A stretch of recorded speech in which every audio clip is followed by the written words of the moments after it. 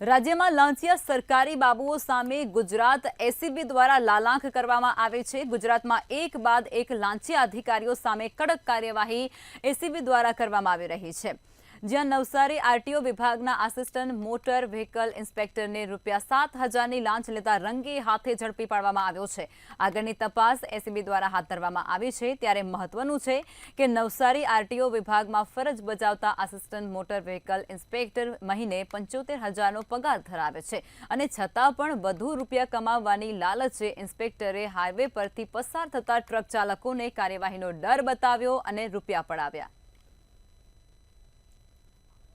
Navsari RTO કચેરીમાં નવસારી જે RTO toll road highway toll છે એ જગ્યા ઉપર આરટીઓના અધિકારીઓ દ્વારા અન્ય પરપ્રાંતીય ટ્રકો જેઓને રોકી અને એમને એનકેન પ્રકારે ડિટેન કરી 5,000 થી 10,000 રૂપિયાની લાંચની રકમ લેવામાં આવતા હોવાની એક ફરિયાદ મળેલી। જે ફરિયાદ અન્વયે આરટીઓ કચેરી નવસારી ખાતે એક ડિકોયનું આયોજન કરતા ત્યાં ફરજ પરના સંતોષસિંહ જેઓ